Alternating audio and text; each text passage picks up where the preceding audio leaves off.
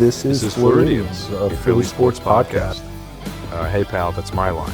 Dude, just shut up and start the show. Come on, man. Folks, welcome to the Phloridians podcast. My name is David George Smith. Joining me, as always, is Luke McRootin Tootin McClatchy. Nobody actually calls him that. It's just Luke McClatchy. How you doing, my friend? I'm doing well. That's good. And anything else? I mean, we're doing a podcast, so the analysis from there. Just good, not great. Not holidays are coming up. You know that saying that was going around last season where everyone's like, everyone can beat Jalen Hurts until it's time to beat Jalen Hurts. That's how I feel about the podcast. Like everyone wants to be on this podcast until it's time to be on the podcast. I know. We like 5 people all week. They're like, "Can I be on an episode?" I'm like, "Okay, we're doing one tonight." And they're like, "Yeah." Actually, we can't do it tonight because it did we have a haircut. I have Monday singing practice. Yeah, it's like just some the weirdest excuses. Which, like, fair. If I don't want to be on it, it's fine. I'm not offended. But stop telling me every week you want to be on it. Now, to be fair, I did reach out to a couple like Philly athletes, so we're not talking about you guys because you're actually. But I'm not trying to offend our friends either, so I don't know how to put this. But we're not. This is not a message to the Philly athletes that we have reached out to be on the podcast. But you should be on the podcast, and if you're watching, and we know you are. Hop on the podcast. It doesn't take much. And so also our friends too, our amigos, our pals. You, the true sharers, can be on this podcast. Be on the podcast. Actually, you can if you go on the if you go on our Patreon page and we have a couple tiers where you can get a shout out on the pod. You get early access. You get access to the live viewing of the pod. So how we're recording right now, we've got a lot of good stuff. Mm-hmm. Got a lot of good stuff. So look into like t-shirts getting made one day. Where we get a big alpha. Looking to merch. We could do a giveaway as well. Maybe a holiday giveaway, New Year giveaway. Yeah. Something like that. I don't know. Stay tuned. Stay tuned. To see who's really watching the show. See who's really diving into the It's a core of the show, you know what I mean? a holiday episode. We're kind of dry on Philly sports though. Like Eagles don't play until Saturday. Sixers don't play until Friday. Obviously, it's not baseball season. I mean, there's a little bit of baseball news, but there isn't like game coverage really to go over. Yeah, I mean, you can talk about some. I mean, it's going to be the same thing. Like what I think the Phillies should do. I mean, yeah, this is in regard to the free agent signings as play tonight. That's crazy. Yeah, well, the Flyers. So Tyson Forrester, they're pretty key player. I'm not too immersed on hockey, but 23-year-old winger. He is going to be. He underwent surgery on his arm on Monday, so he's going to be out for the season. So that's a blow for the Flyers. I know they haven't been playing. Well, you see, JT was was about to come on the show, and I was like, great, because we can have somebody talk about the Flyers, because I don't watch the Flyers. I know you don't watch the Flyers. I know you, the viewer. I know you, the view. Yes, you, the viewer. I know you probably don't watch the Flyers. This is where you need JT. Yeah, Flyers third in the Metropolitan right now, just kind of ahead. Third in the Metro, but so yes. Shout out to Tyson Forrester, but get well soon. Third in the Penguins, though. Screw those guys. Yeah, Penguins suck this year. I know that. That I do know. Penguins have been pretty crappy. Shows they had two pretty good signings. So while there isn't any game coverage, they did have 2 great signings. The first one was Dolis Garcia, who's from the Texas Rangers. 32-year-old outfielder. Averages about 220. About 16 homers last year. 19 home runs last year. 227 outfielder. 75 RBIs. Pretty good player. Phil's assistant GM too is now GM of the Nationals. And The assistant GM. yeah, the Phillies GM, assistant GM since 2021. They're now the lead GM for the Nationals. And Colombi. That's great. So yeah, we That's great. if he was assistant on some of the moves we made the past couple of years, I'm gonna miss him. Yeah, I mean, it's a shame. I mean, I'm sure he's a great assistant. I don't know much about the assistant GM of Phillies. I'll be honest, but No, but it's in the news. it is in the news. Dolis Garcia, he's a great defender, so definitely needed somebody in the outfield for that defense. Yeah, because I think that's just basically assuring that Castellanos is not going to be on the roster next year. And that's fine. That's absolutely fine with me. I'm not saying it isn't, but I'm saying like this is basically just saying goodbye to him. Other signing was Brad Keller, who was a reliever with the Cubs, and at a 2.07 ERA and 68 appearances. That I am pretty happy about that signing. Nice to always get somebody in the bullpen. Especially because you have a couple guys up in the air. With the Phillies, it's nice to get a veteran in there. So yeah, a couple good signings for the Phillies here. Happy to have that. Yeah, happy to have that.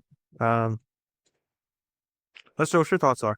How do you think? I'm sort of like burned, like I have burned out from the Phillies. I'll be honest. Yeah, I mean, and it's hard to think about baseball. Like they're not going to be playing for another 4 or 5 months. So Exactly. You know what I mean? it's like the deadest time of the year when you're talking baseball. No one's thinking MLB in December. Yeah. So, let us know your thoughts. I'm sure there's a diehard Phillies fan out there. Well, which I am a diehard Phillies fan, but I'm sure there's like people that pay attention to like every off-season article. I don't. I'm sorry. I'll be honest. With the Eagles and the Sixers and the NBA, college basketball, all that good stuff. Yeah. So Eagles are sort of the cream of the crop.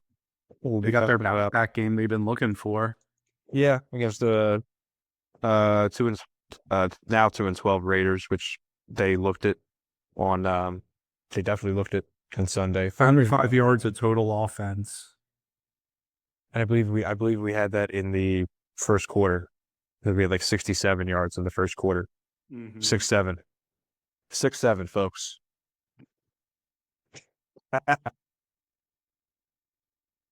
That's how we connect with the you know what I mean? With the Connect with the youth of America through brain. connect with the youth. It was, yeah, I mean, it was kind of just uneventful. Like the Raiders managed to make a very dysfunctional Eagles team look perfect. It is hard to shut a team out, whether you're the 2-12 Raiders or you're whoever. You know what I mean? It is hard to shut The somebody modern down. NFL, where most teams are starting past the 30-yard line, you need 2 first downs for a field goal, and the Raiders couldn't even do that. But there were the people, there were the Kenny Pickett truthers out there who were like, oh, he's got to torch you guys. 3 touchdowns, which he's never done before, ever. Like, actually. Some people, let me quote the greatest show of all time. You know what show I'm talking about. You know what show I'm talking about. Yeah, of course. The Sopranos. Some people are so far behind in the race, they think that they're leading. The Sopranos. That's not winning time. Bring back What? winning time, HBO. Did I say winning time? Yeah, you said the greatest show ever. Oh. Oh, so you're saying winning? Yeah, bring back winning time. Bring it back, please. It's a great show. It ended with a PowerPoint. Ended with a PowerPoint of them losing. Like they get into year like 3 of the Lakers when they give the next 10 years, which are like the meat, like the prime of like that show's high retention score point. They get to like 83 and they're like, yeah, but with the 80s. Brother, you're 3 years into the decade. You got like a lot of time to go. They start the show with the Magic Johnson's HIV diagnosis and then end it Saturday before they even get to that point. I was gonna say that, so I'm like, okay, that's cool. Though they're starting it out, so they're gonna go up until like the 90s, like till the end of like the Lakers, like, and then they're just like, no, we're gonna give you a slideshow. Yeah. And so that winning time, rise of the Lakers dynasty ends with Boston winning the championship.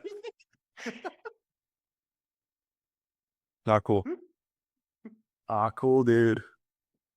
But I wonder how much money they wasted, like getting John C. Riley and Adrian Brody and not much, I don't think. Honestly, like the show was still good, but it's like the problem was with it was just the viewers. Like they just didn't have it's a very niche market of when you're going into biopic / sports. Like it's a very niche market to reach. I figured with like having like a star-studded cast like that. So I was reading something where it's like they were getting like 60,000 viewers an episode for winning time, which is like pretty good. But like reruns of The Sopranos, we're getting like 2 million a week. Yeah, like they just didn't market the show well at all. No, which also happened. Like they barely advertised it. Yeah, like the only reason the little video did. No, season 2 of that show was coming out. I just opened HBO one day and it was like, here you go, season 2. And I'm like, oh great, I didn't even see a commercial for this. And then now I kind of wish I never watched it because again, it ends in a PowerPoint. I didn't finish it because I didn't want to watch that PowerPoint. I think I got up to like, I forget what point I got up to in that show, but it was like I forget. It was like they lost to Houston at 82, and then I forget. Yeah. I was so disgusted. Did you get up to the Sixers sweep? I don't know. It was a while ago, actually. What was it, like 2 years ago? Mm-hmm. Yeah. So, yeah. Anyways, back to the Eagles. I mean, everything. I mean, it looked solid. I mean, minus the first drive, which was the stereotypical Saquon up the middle 2 times in a row and an AJ Brown deep ball. But we got pass interference on that deep ball, so it worked. But even this like that run game wasn't even like after that. Yeah, after that first drive, our quarterbacks coach was in the room the whole week making the offensive game plan. We ran the lowest amount of hitches we have all season against the Raiders and the highest amount of crossing routes. So, yeah, let's keep that going. Crossing routes are great. You know, you see everything. It's all right in front of you. It's great against zone coverage. I mean, I honestly don't know why we don't use them more. I mean, we've got dynamic playmakers. We should be running like we don't have. It's not rocket science. Like just run some half decent, not hitch routes, and these guys will get open. I agree. Jalen Hurts, 12-15, 175 yards, 3 touchdowns. Well, the people who were calling for Jalen Hurts to get benched got their wish. Mormon Missile came in the fourth quarter. That was what a shot. Yeah, I think Tanner McKee's a gem. I think he's gonna go to some other team in like a year or two and like be a under for a couple years. I think he's a gem. I mean, there's teams that need a quarterback. I wouldn't be surprised if they got offers for him in the offseason. Like both of you, quarterback with the Jalen Carter extension and a lot of guys on defense's extension coming up. I could very well see the Eagles just deciding to move Tanner McKee rather than re-sign him and just draft a rookie in the 3rd or 4th round. Absolutely. Yeah, I mean, it was a good game. It was one of those games where the Eagles controlled the pace from start to finish that you don't even really have to pay attention to the game. Like, I mean, it was just it was the fastest NFL game in the century. Since 1993. It was the 19 hours, 22 hours and Yeah, like 2.5 hours. Yeah, they finished like an hour before the 4 o'clock slot. Like the game was over at like 3:15. It was It's crazy. just amazing. It's amazing. A shout out to the Eagles. Mm-hmm. And then Washington this week, Saturday, 5 o'clock, got flexed. Yep. Got the flex Saturday. And NFL they football. Washington Commanders came out. Jane Daniels is shut down for the year. So the Eagles' last 3 games are going to be Marcus Mariota, Josh Allen facing off against him in Buffalo, and another showdown with Marcus Mariota. And so we've got 2 very winnable games and one I would like to look competitive in. I'm not Absolutely. going to be disillusioned and say that the Eagles should win that game. I think we in Buffalo are on very even ground. I think they're both streaky teams. I could see the game going either way, and especially with the way our offense has been struggling. It looked better against the Raiders, but I don't know how much of that is just they're the Raiders. I think it's going to be very hard to get that offense going in frigid Buffalo. I think that's a very strong home field advantage come December, January. So we'll see how that goes. But yeah, I'm highly anticipating a Washington sweep. I'm going to be very disappointed if that doesn't happen. The Eagles are favored 6.5 points. So I forgot to check, Dave. Are we at Washington first, or do they come to Philly first? I think we're going to be in Washington. So at least you can get the road game out of the way. Yeah, the first game is going to be in Washington. Well, in Hanover, Maryland.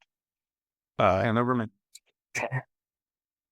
Mind you, the Philadelphia Eagles are the only team that play in their city in the NFC East. Yeah.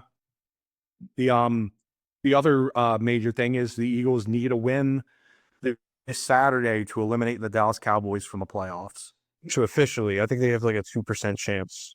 Yeah, the Eagles need to lose out, and the Cowboys need to win out for them to make the playoffs. So all the Eagles need to do is win one of these 3 games to clinch a playoff spot. And I mean, hey, as a division winner, you're clinching a home game. I mean, I think that's huge, especially for a team that looks like it's limping at times like the Eagles. I think winning home field advantage is a big deal. So let's hope they do that.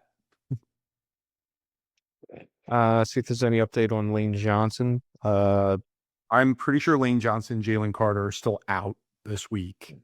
I saw they were both doubtful yesterday. I think they confirmed them out today.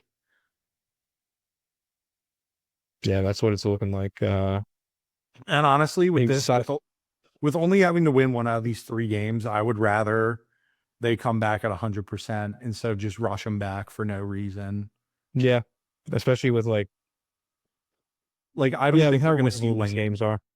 I don't think we'll see Lane come back in the regular season unless the Eagles drop this game on Saturday. Then they might bring Lane back against Buffalo, but I don't know. I'm just Washington lost the most dynamic player on the roster. Say what you want. I think Jaden Daniels is up there on quarterbacks. He had an injury-riddled year this year, but we all saw what he did last year, and we saw what he can do when his weapons and he are healthy. So let's take advantage of the NFC East while it's weak now before everyone's at full strength again next year. Make another deep playoff run. That should be interesting to see. I mean, yeah, there's not much to sort of. I mean, the only thing is like on the road. That's the only thing I'm concerned about for this Eagles team is that we're going on the road. But again, he still has 2 wins. You're gonna still have another travel. Exactly, and you still have another game at the Link against Washington. That's still very winnable. So it's yeah, it's looking good. Yeah, because if I remember at the beginning of the year, we were predicting how we'd finish in the division. I predicted we'd split with Dallas, which that did happen. But I predicted us sweeping the Giants and splitting with Washington, and it could be vice versa. We split with the Giants and sweep Washington this year. Just shows you don't know what's going to happen until the season starts. Did we have a prediction video for the? Oh, that wasn't on the line. That was before we started the pod. That was before week 1. You know, I was talking. That was when this show saw an idea. I think if I go back, probably could. If I looked at the schedule, the full schedule, I think I probably could decipher who I thought was going to win, who I thought was going to lose. I don't think either of us had a splitting the season with the Giants. I don't think we had a yeah. I think I said that we were going to beat Dallas twice. Which, I mean, I don't know. It's just we seem to beat Dallas twice in the same year, maybe once every 5 years. Like, it doesn't happen often, and it just happened last year. And the last time we did it again before that was 2017. So, yeah, it had. I knew we weren't going to lose week 9. That I knew for a fact this year. I knew we weren't going to lose week 9. Which one was that? That was the bye week. Oh, yeah. We did, however, lose after the bye week. We sure did. Although we both had the No, we beat the bye. We won. It was Green Bay. We won. I thought that was the Chargers game. No, the Chargers game was last week. Yeah. 2 weeks ago now. It's actually 2 weeks ago. Yeah, I think I predicted that. I knew we were going to lose against the Chargers. Yeah, it's hard to beat them in LA. Well, and it's just playing out of conference opponents is hard. Yeah, on the road. Did not predict losing to the Broncos. They look a lot better than advertised this year. Yes. I thought we were going to lose to Green Bay, but muscled that one out.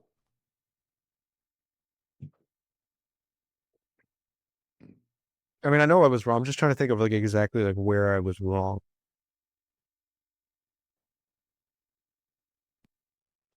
I don't know, because you look at the stats for the Eagles. They're tied with Buffalo in first drive touchdowns this season. So them and Buffalo are on the other side of the coin. We lead the NFL in 3 and outs.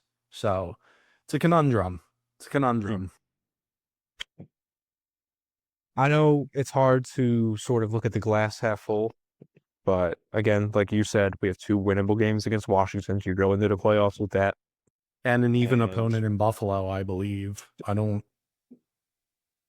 think, and again, it's a curse to say on paper, but it's like looking at this matchup before it's happened, I think Buffalo's a winnable game, not an easily winnable game at all, but it's like I would not be surprised if we could walk out of there with a W. It's going to be really tough with the weather and the way our offense operates, but I mean, any given Sunday. If the playoffs started today, Eagles would be the 3 seed. Yeah, we play San Francisco. Ooh, that'd be a tough one. It's a wild card. So, the recap. Do you have a score prediction for this Commanders game? I mean, I'll give the score I want it to be and the score I think it will be. The score I want it to be, I think best case scenario, it's like a 31-7 game. But divisional games are messy. They're scrappy. Honestly, Washington might come out with more energy with a backup quarterback just to play spoiler to us. So I think a more realistic score is 21-17.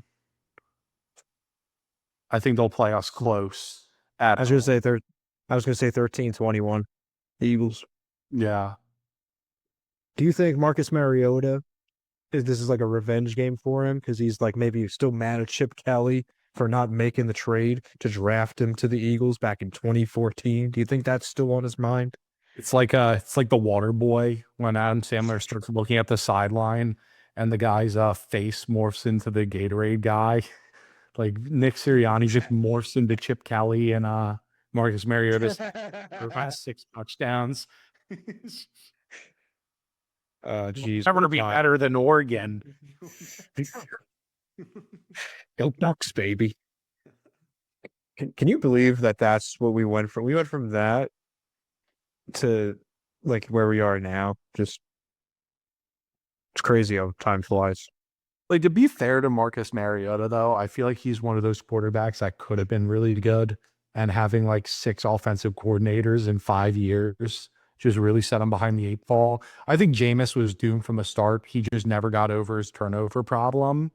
Mariota like genuinely had potential and actually looked like a franchise quarterback his first 2 years. Yeah.